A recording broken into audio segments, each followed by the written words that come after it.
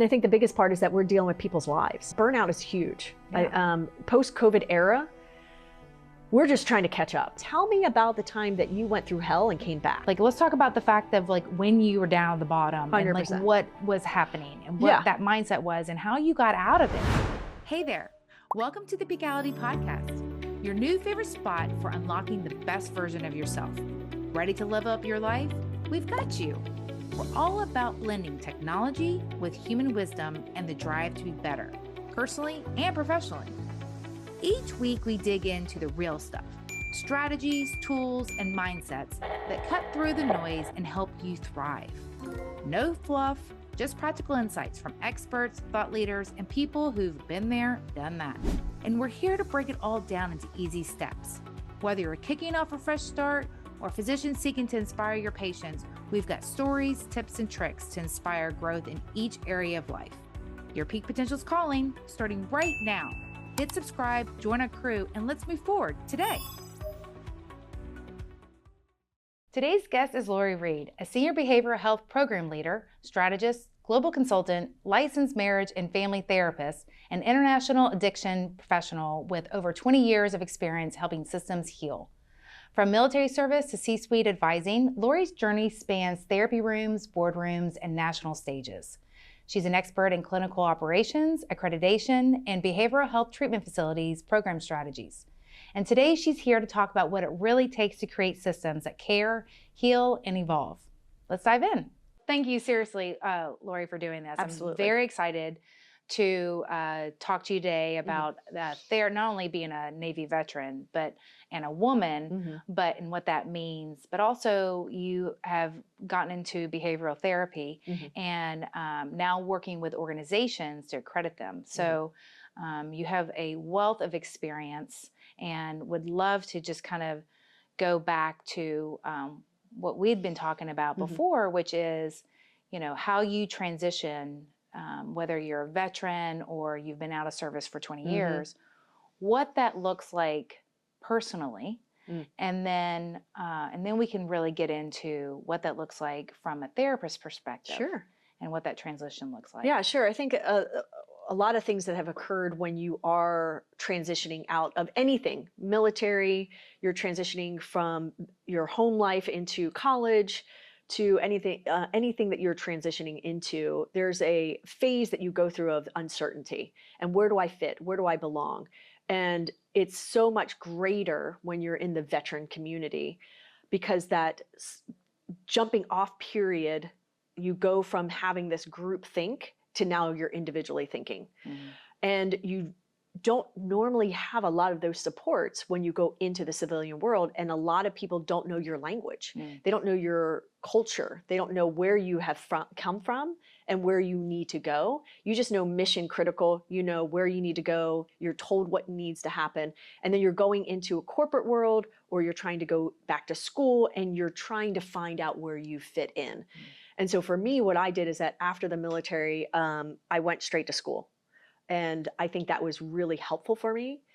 And that's when I started realizing I really want to help other people. And that's where I was able to do a lot of assessments to determine where I fit. What is something that are my skills? What do I find that I would enjoy doing? So my personalities, I think all those types of assessments are really key to helping you kind of gauge where you want to go, because it's a whole new life out of the military. And so going into college, I realized that I'm actually pretty smart. Yeah. When I was in the military, you're just kind of doing orders, you're doing what you need to do. And then when you get there and you go into college, the brain just kind of opens up and you start seeing new theories and new things, and you're wondering how that kind of fits into your life. So college was a really important transition for me, as well as then getting back into what the veteran community and where I was at, regardless of what state I lived in, getting involved in a lot of veteran communities. And sometimes as a woman, when I got out, there really wasn't any women veteran communities. It was all men.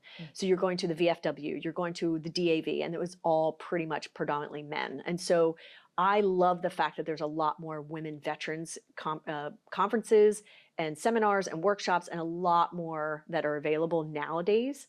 And I think getting yourself tagged in quickly, finding out where they may be located. And even if you do go to college, then finding out what veteran supports are available through the college. Yeah, no, I think that that's key to really do some exploration within yourself to identify what you're interested in when you're in any sort of transition. Absolutely. Yeah, and so when you transitioned out and you went to school, and then you went directly into behavioral health as a therapist. Well, it was interesting because I started out, and this is where you have to kind of like, I call it throw noodles on the wall, right? Yeah. You got to figure out what you would like. I started, let me do business because that was safe. And then I realized, okay, I don't want to do business. Although I got some really great skill sets with business. And then I started realizing that I really love helping others. And so I wanted to get into the helping field. So then I got my undergrad in just a very general sociology. Some people get in psychology. And then you just kind of have a grounding. And then I went to my master's for marriage and family. And that's when I realized that's where my niche was, because of the systems that I learned when I was in the military. When you're working with F-14s and you're working on the flight deck, there's certain systems that are available. And so that correlated into systems theories when you're working with families, that if one person changes, then the whole system changes. And so same way with any mission critical, safety and alignment and where you're going, part of the treatment plan when you go into being a therapist. And so eventually I went into the community mental health field here in Orlando, Florida.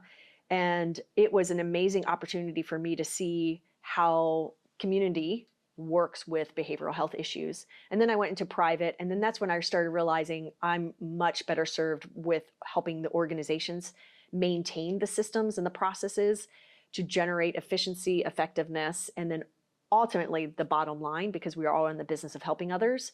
And then also later on, where I've really have a strong emphasis on is just ultimately the patient outcome.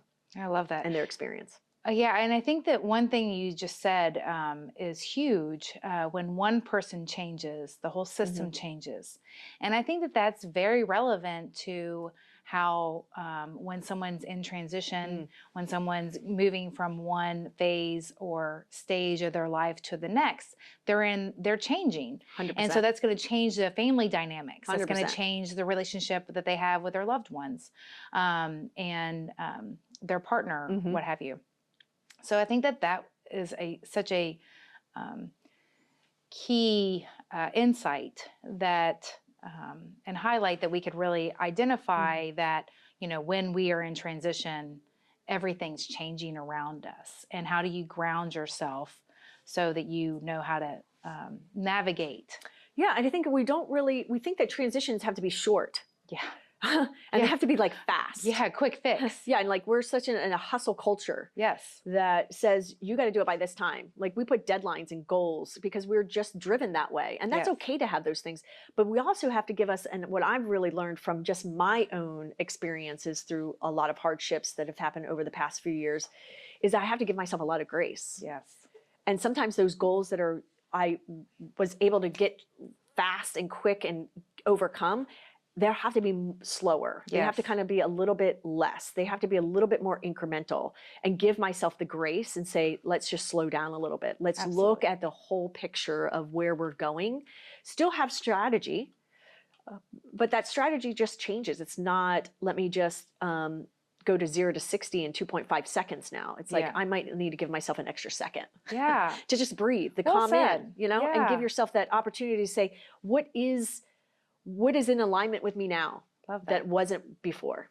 Yes, I love that. That's great. Yeah, because I think that, you know, we've talked about, you know, our own challenges that we have at different ages and stages of life, and how you navigate those transitions and what that looks like. Oof, yeah. What are some techniques or tools that you give to not only individuals, but to therapists to try and help manage their own stress workload? Oh yeah, I think burnout is huge. Yeah. Post-COVID era, we're just trying to catch up. And technology has boomed, right? We have AI, we have so many other things. And although they're really extremely helpful, a lot of individuals are still trying to figure this out. It's kind of like when we went from writing our notes to then now doing computers in our notes. And so a lot of providers therapists, even business owners are changing on how they're doing business. And it's faster and it's quicker. For me personally, what has helped me along the way and identify burnout, identify and communicate one with your superiors that you work with, getting a lot of training on what burnout looks like when you have a lot of fatigue, you have a lot of things that are going on. Many times therapists go to therapy because that's part of the nature of who we are.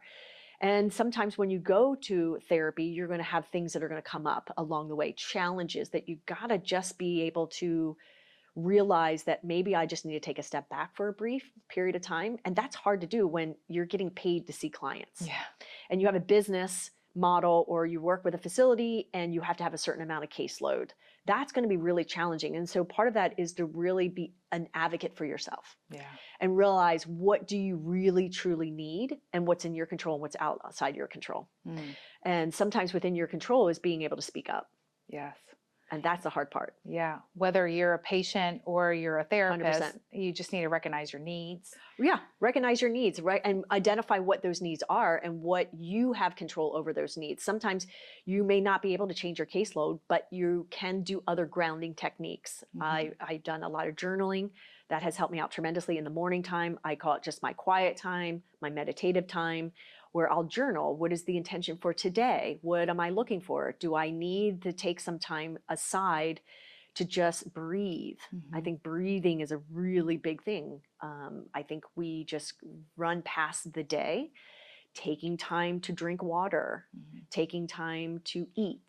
I mean, those basic things, when you're in so much hustle and bustle of the day, you forget to do those things because you want to do something and be present for your patient, but you've got to be patient. You got to be patient with yourself, and you got to be present to yourself before you can fill someone else's cup as well. Because it's just so amazing how organizations and even behavioral health, we are business. And so we have this, we got things we got to do. We got to take care of them, and things pop up, and there's, putting out fires every day, especially if you're working in a residential or detox facility.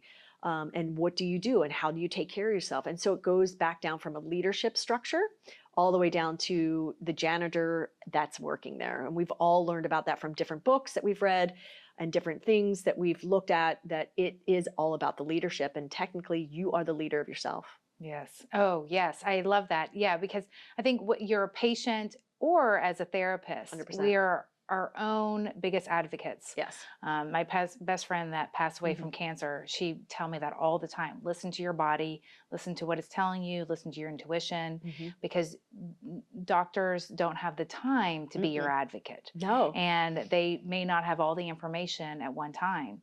And I think that that's also another great point that you brought up, that behavioral therapy organizations, they are a business, and they have, the therapist has their protocol, just like any organization. Right.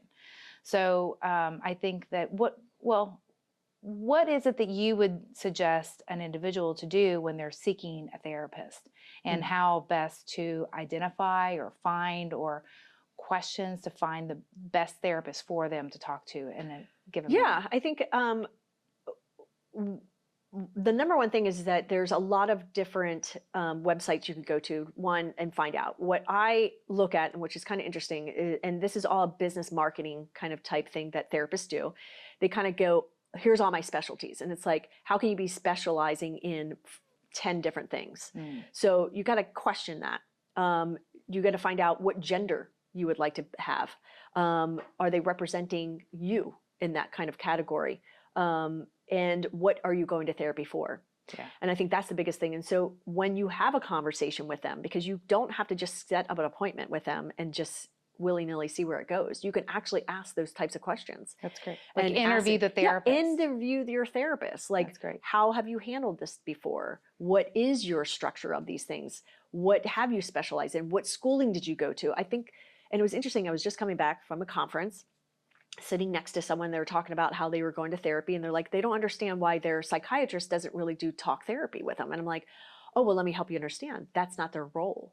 A psychiatrist's role is to determine what is the medication that you may need to help reduce your symptoms. And then a different therapist, like a marriage and family therapist, they deal with family issues or couples issues. You have social workers, you have mental health counselors, you have substance abuse counselors, you have licensed professional counselors, and then you have clinical psychologists. They all do so many different things based on the theories that they have learned, and you just have to ask them, so what is the type of theory that you look at? Oh. What is your change element? What is your motivational tactics? Do you rely heavily on evidence-based practices, or are you more intuitive? Or do you ask more explorative questions? You have to find out what you need. Do you need someone to, kick you in the rear end to get you where you need to go? Or do you just need someone that's going to sit there and bear witness to the trauma that you've experienced and you're able to share that?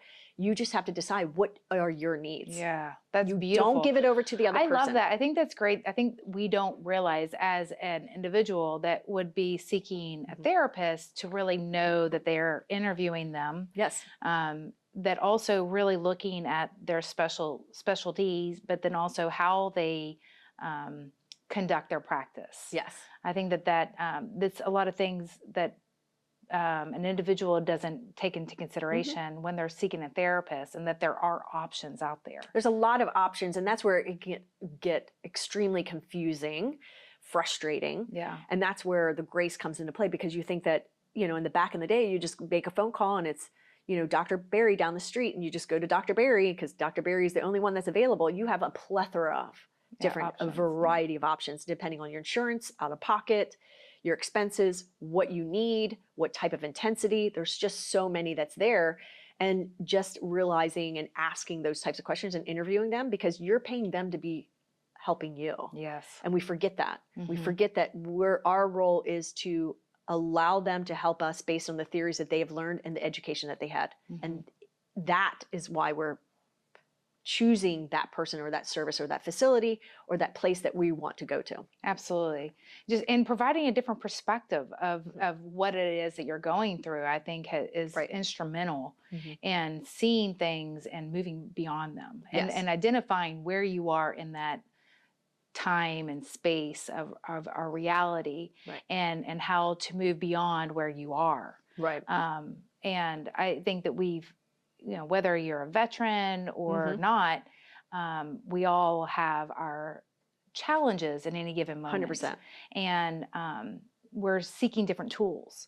Right. And we may not know what those tools are. Exactly. So we just really don't know sometimes. We really don't know what those tools are. And so that's why we go to the professionals and say, hey, what are the tools that you're doing? And so part of it is really asking them, hey, this is the kind of symptoms I'm experiencing, or this is what I'm realizing, or this is the transition I'm in. How best have you served others this way? Yeah, I love that. And and this is the number one thing that I tell individuals, never trust a therapist who's never been to therapy. Yeah.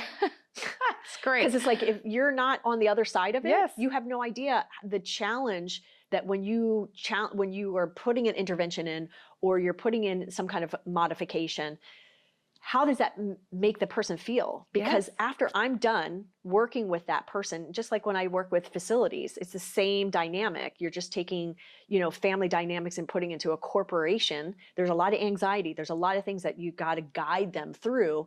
And part of that is, what is your after hours piece? Can I come more frequently if necessary? And if that's the case, maybe I need additional support, maybe like a peer specialist, a recovery advocate, a sponsor if you're going into the 12-step process. So it's all about having a community to support you at the same time. So it's not just, I'm going to rely and put my eggs just in that therapist. I too need to do the work by having my support around me. That's me being open and vulnerable and allowing others in my space and in my life. That can be really scary. Yes. Oh my gosh. Very scary. Very scary. Very scary to be vulnerable. Yes. Know who to be vulnerable with. 100%. I think that especially when people are in a challenging time, that they do need to be protective of who they are vulnerable with and who they're sharing information with, and the insights and guidance that they give. So I think that is that's definitely been one of my biggest lessons, as to making sure that getting the right guidance, the right advice, the right people to surround us. So you mentioned organizations, and that can you explain what your role is when you work with organizations? Sure. So organization contact me as their consultant. to help them with state license and then national accreditation, either with Joint Commission or CARF accreditation, particularly just in behavioral health. And so when an organization is opening up, they have to have state license, they have to have policies, procedures, they have to go through a lot of different things from environment, emergency management, life safety codes. So I help them with that as well. And then there's the flip side of it, where there's the accreditation piece, which is the care, treatment, and services, the protocols, the policies, the processes that go in, how from the point of contact to the time that they're discharged, how are you taking care of that patient? So that's medication management, infection control, any of those kinds of things. So I help the organization with aligning themselves with those standards and regulations. And what do you find the consistency within those organizations or inconsistencies? Well, I think that the number one thing is the bandwidth of what you have to do to get up and running. Everyone thinks that we can get it faster and quicker with less people, and that's not always the case. But I do know that when you open up a clinic, in any business, the money's tight, right? We got to figure this out. We got to, and mapping out what that is. And then also the type of personnel that you want and the leadership involvement and getting that completed. The consistency I see is the ability to think that it could be done faster and quicker without putting in the time and effort and the resources that are necessary to make it happen. Wow, that's not what I was expecting. Yeah. But that's just like any business, though. Just any business. Yeah, It's the same. And then you're just making sure that the infrastructure is in place so that they can get up and running. Yeah, and I think the biggest part is that we're dealing with people's lives. Yeah. Right? And so I think in healthcare alone, we have to realize that we're dealing with people's lives. So if I make a leadership change and my philosophy changes or my mission and values change, it will change the direction of the care that you provide, period. And so when a patient comes in, they're surrendering their control over to this facility. Wow.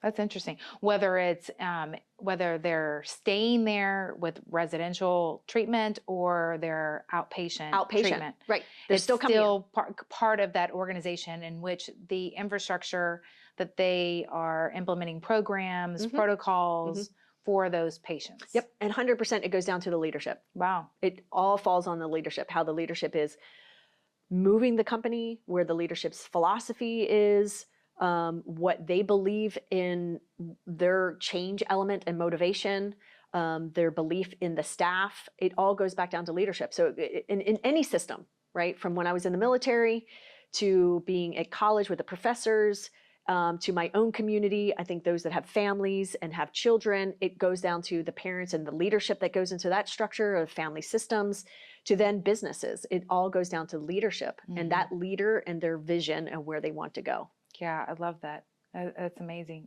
What would you say is missing in behavioral health? And just overall, do you think that is needed or that you wish that you saw more of that would help not only the organizations, but ultimately the individual that's seeking the help? Great point. I think there's a two-way, and I'll go into more of like the business, and then I'll go into more of the touchy-feely piece, right? Because I think that when you're working in behavioral health, there's got to be that touchy-feely. Yeah, sure. You got to have that. So I think when it comes to the business in and of itself, it is the fact of taking the data, because you're collecting data all the time, consistently over time. What does that data look like, though? So a really great point. So data could be from incident reports of something that happened that's a near miss, that you're collecting the information, and to data of client satisfaction surveys, to data of their outcome measures of the individual progress. What are you using with that data? How are you improving your systems with that data, and having that moment in time to take a pause to review the data and say, where do we go? Where's that true north? Are we still in the leadership vision or not? And does that happen with the organization overall, or are they sitting down and looking at the individual patient, or is that just up to the provider? So really great point. That's the whole key, right? You want to make sure that information goes up and down, right? And so we want to make sure that it's placed where it needs to be. I may, as a therapist, and I see it all the time when I'm working with facilities, and even me being a patient, they'll send out an outcome measure and say, I need you to do this. Either it's the Beck for depression, the GAD-7 for anxiety, any of those types of measures that are, instruments that are evidence-based, that have been researched to show this is a great measurement tool for these symptoms. But did you share it with the patient? Yeah. Does the patient know this information? Are you just reserving this information, you have this data, and then all of a sudden you put it in the case record? Or are you using that for your true north in the treatment modality that you're using for that person? Because you're collecting all this data, what are you using? So it needs to be meaningful data collection. And a lot of organizations are collecting data based on their state regulations are telling them they need to, or the accreditation body says you should do it this way, or another company is doing it this way, so we're just going to replicate that. But what is meaningful for the corporation to determine where they need to go, and how best are we serving the patients that we serve? Then we go down to the issues when it comes down to, I say, the heart of the business, and that's the therapy, right? And that's the providers. How are you doing? Yeah. Like, you send out surveys and you send out these things. How are you doing with the caseloads and the intensity and what is happening for you? And how that data, that qualified data that is more narrative, not a quantifying number 1 to 10, is just as significant as the data that you get from 1 to 10 Likert scale, or any of the other data that you crunch numbers and statistically numbers and get your average and percentage. How I feel about something, my intuitions about things, what I'm thinking about where things are going, and my intuition of like, hey, I think we're kind of going off here, is just as an important data point as the numbers. Yeah. And so what are we doing with that? As in, I'm feeling like we got a lot of road ahead. We have a lot that's happening. And I think therapists tend to get, they're like, I got to push through. And they want to be there for their patients, but yet they have a lot of administration burden that they have to put on from doing documentation that's needing for insurance purposes. So however the organization can make it more effective and efficient and readily available, so you could take the data and turn on a dime with it quicker, technology is the way. Yeah. Either way, if it's heart or not, it's the technology of what you're using. Yeah, I think that's really cool. The technology to help the therapist become more efficient, as well as the patient to know the route in which they're supposed to go. 100%. And I think sometimes with organizations, we hide that. That's true. Because we're scared to give that information out. But I think also it's really important. Why are they scared to get that information out? I think it's scary in the sense of we're always afraid of critiquing. Oh, interesting. Right? We're always afraid of, in the world of marketing, we want to make everything look good.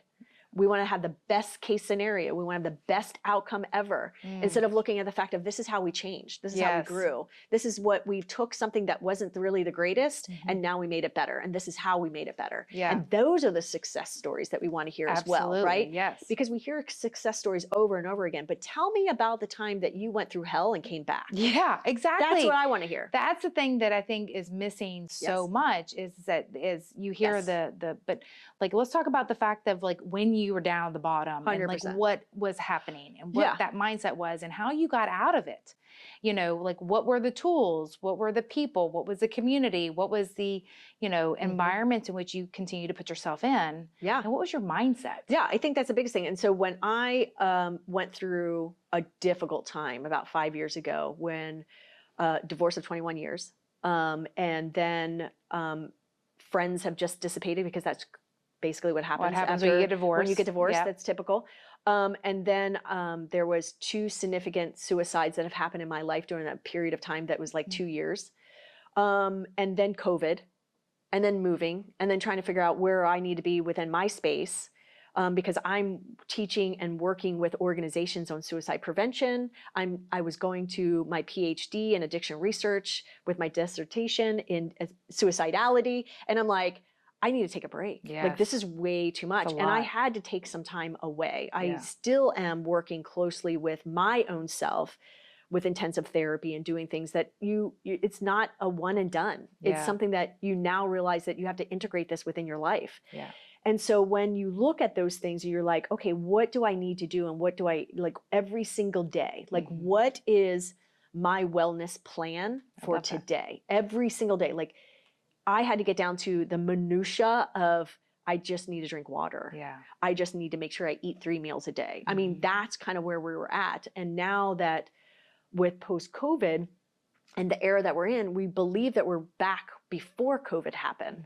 And that's the misnomer. We have not gotten back. And I don't think we ever will. No, I don't think we will. And I think that that's a good thing. I think before we ignored our mental wellness and the effects that it has on every aspect of our life, because we were just going through the motions. Yes. And exactly to your point, like we're finding ourselves in many ways falling back into that old pattern.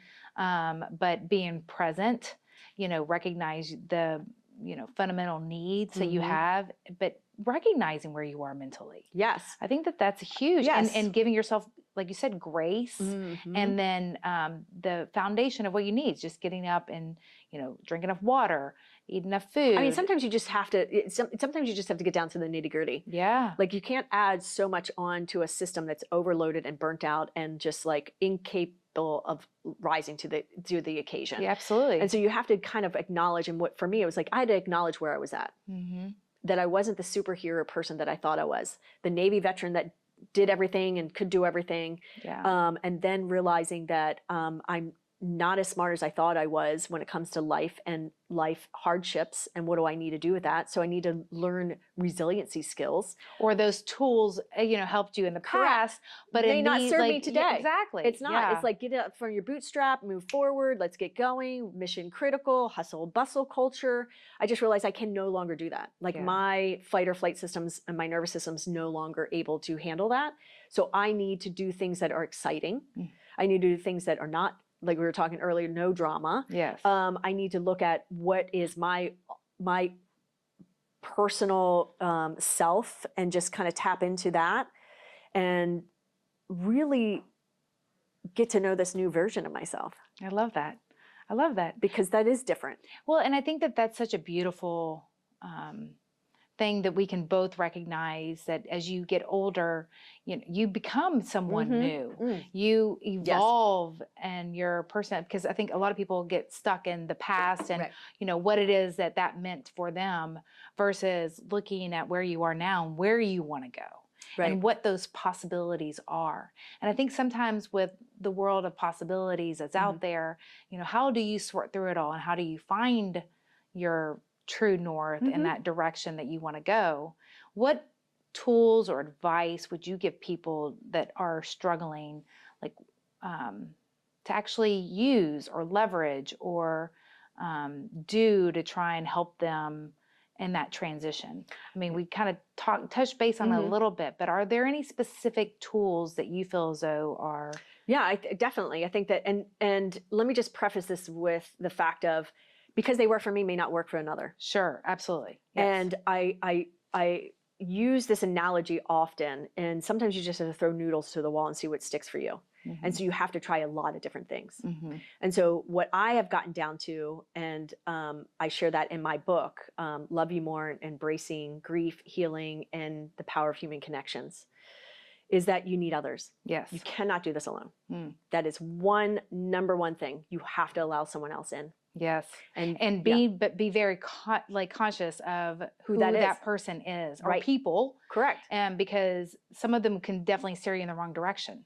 Right. And I think the part with that is those that when you are at your lowest, those individuals will show up. Oh, sure. And they will not be the people that you thought they would be. Because they're down there too. Yeah. They will not be, or they've gone through it and seen you and like, let me hold your hand. I can guide you through this. Exactly. And those are the ones. Those are the people that you want. Exactly. Are they 5 steps ahead of you, or are they in it with you? Yes. Because there's the muck and mire. And I talk about that in the chapter, that you just feel as if you are stuck, like tar feather, and you can't get out. Yes.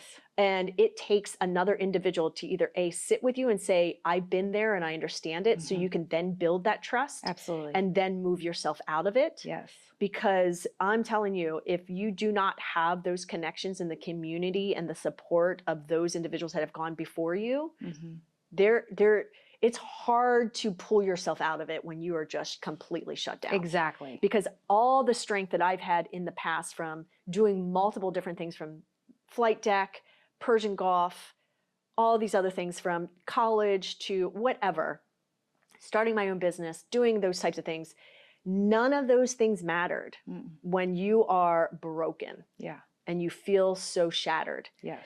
It's those other individuals, and it's another human connection that allows you to help you through that. Yeah. And that or is they will trusting. take you down. Or take you down. Yes. And so you just have to kind of find out. And that's part of learning. And so for me, it was recognizing that I needed support and help and asking for it. Oof, that was hard because the pride that goes in. And I know a lot of people have that pride. Absolutely. And particularly a lot of the veterans have that pride where we don't want to ask for help until it is totally Why desperate. do you think that is? I think we just have a mentality that you're part of a larger system, and if you can't function, then the whole system fails. And it's a weak link. And you're a weak link. Yeah. Even though you're not, it's just in that moment that, because we all have our highs and lows. 100%. So it's like you can't always be at a high. Right. With anything. And I'll attribute to, single parents. Yes. Like I don't have anyone else to rely on. Me being, newly single and things like that, to the fact of now I have to, like, how do I adjust to life after, 2 decades of being married? How do I now transition?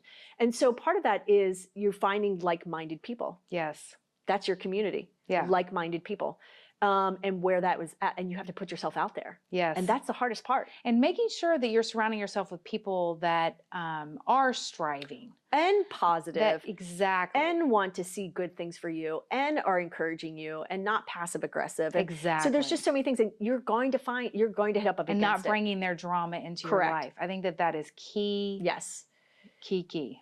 And sometimes when we are in the moment, and you are at that shattered moment, there are going to be people that are going to come to your aid. And I will reassure everyone over and over again, allow them. Please. Yes. Allow them to help you. Yeah. Allow them to help you to the degree of how you would want to be handled. Absolutely. And allow yourself to have that, even if it's for a short period of time or for a longer period of time. It depends. And so you have that ability and sovereignty for yourself that now through this moment that you feel so defeated, you still have that sovereignty within yourself. Just allow them to help you. I think the next step is that as you go through that and you start seeing how people have helped you, either if it's a meal or they're taking you to an Al-Anon meeting like they did for me, to going to adult children of alcoholics, to learning about my childhood stuff that brings in patterns as to why I chose what I chose. And then intensive therapy, to different people will come in for different reasons. And they will support you in different ways. Absolutely.